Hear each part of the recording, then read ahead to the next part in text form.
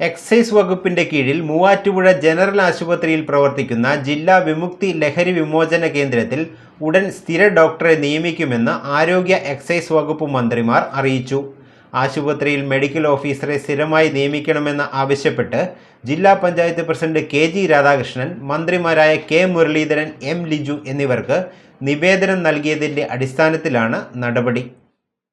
Excise വകുപ്പിന് കീഴിൽ Muvattupuzha general ആശുപത്രിയിൽ പ്രവർത്തിക്കുന്ന ജില്ലാ വിമുക്തി ലഹരി വിമോചന കേന്ദ്രത്തിൽ ഉടൻ സ്ഥിരം ഡോക്ടറെ നിയമിക്കുമെന്ന് ആരോഗ്യ എക്സൈസ് വകുപ്പ് മന്ത്രിമാർ അറിയിച്ചതായി ജില്ലാ പഞ്ചായത്ത് പ്രസിഡന്റ് കെ.ജി. രാധാകൃഷ്ണൻ പറഞ്ഞു. മൂവാറ്റുപുഴ ജനറൽ ആശുപത്രിയിൽ നമുക്കെല്ലാവർക്കും അറിയാവുന്നതുപോലെ വലിയ സൗകര്യമുള്ള ഒരു വിമുക്തിയുടെ ഒരു ഡീഅഡിക്ഷൻ സെൻറ്റർ പ്രവർത്തിച്ചിരുന്ന കാര്യം നമുക്കെല്ലാവർക്കും അറിയാം.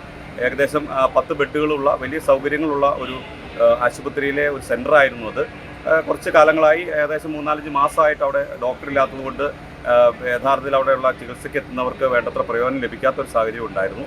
ദിവസവും ഏകദേശം ഒരു 25-ലധികം ആളുകൾ വന്ന് പരിശോധന നടത്തി ചികിത്സ തേടി പോവുകയും അവിടെ കിടത്തി ചികിത്സ ഉൾപ്പെടെ ഉള്ള സൗകര്യമുള്ളതുകൊണ്ട് അതിന് റീഹാബിലിറ്റേഷൻ്റേതായ ഒരു പ്രയോജനം എടുക്കുകയും ചെയ്തിരുന്ന ആശുപത്രിയിലെ ഈ സൗകര്യം കുറച്ച് നാളായി നിന്നുപോയതിൻ്റെ ഒരു വലിയ ബുദ്ധിമുട്ട് ഈ പ്രദേശത്തെ ആളുകൾ അനുഭവിക്കുന്നുണ്ടായിരുന്നു. എന്താണെങ്കിലും കഴിഞ്ഞ ദിവസങ്ങളിൽ ബഹുമാന്യരായ എക്സൈസ് അതുപോലെ തന്നെ ആരോഗ്യ വകുപ്പ് മന്ത്രിമാരെ കാണുകയും അവരുടെ ഈ വിഷയത്തിൻ്റെ ഒരു ഗൗരവം പറഞ്ഞ് മനസ്സിലാക്കുകയും അവർക്കത് ബോധ്യപ്പെടുകയും ചെയ്തതിൻ്റെ അടിസ്ഥാനത്തിൽ അടിയന്തരമായി ആ കാര്യത്തിൽ ഇടപെടുകയും അതിൻ്റെ ഭാഗമായി ഉടനെ തന്നെ ഡോക്ടറെ പോസ്റ്റ് ചെയ്യുന്നതിന് വേണ്ടിയിട്ടുള്ള ഒരു ഉത്തരവ് ഉടനെ തന്നെ ഇറങ്ങും.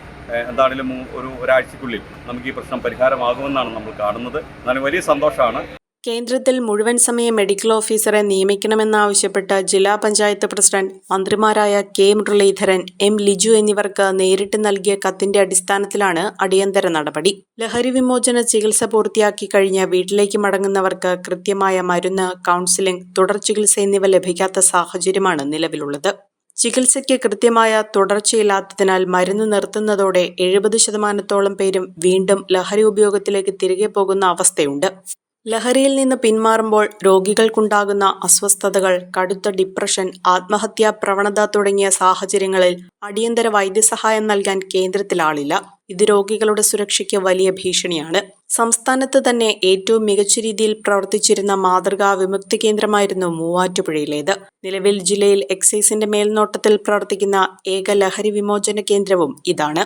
എന്നാൽ ഇവിടെ സ്ഥിരം ഡോക്ടർമാരില്ലാത്തത് ലഹരി ചികിത്സയ്ക്കെത്തുന്നവരുടെ തുടർ ചികിത്സയെ സാരമായി ബാധിക്കുന്നതായി ജില്ലാ പഞ്ചായത്ത് പ്രസിഡന്റ് മന്ത്രിമാർക്ക് നൽകിയ കത്തിൽ ചൂണ്ടിക്കാട്ടിയിരുന്നു. കൗൺസിലർമാരും പ്രൊജക്ട് സ്റ്റാഫും മാത്രമാണ് കേന്ദ്രത്തിന്റെ പ്രവർത്തനം മുന്നോട്ട് കൊണ്ടുപോകുന്നത്. പ്രതിദിനം 100-ലധികം ആളുകളാണ് മൂവാറ്റുപുഴ വിമുക്തി കേന്ദ്രത്തിൽ ചികിത്സ തേടിയെത്തുന്നത്. 10 പേർക്ക് ഒരേ സമയം കിടത്തി ചികിത്സ നൽകാനുള്ള സൗകര്യവും ഇവിടെയുണ്ട്. ഡോക്ടറുടെ നിയമനം പൂർത്തിയാകുന്നതോടെ കേന്ദ്രത്തിന്റെ പ്രവർത്തനം പൂർണ്ണ സജ്ജമാകുമെന്നാണ് പ്രതീക്ഷ.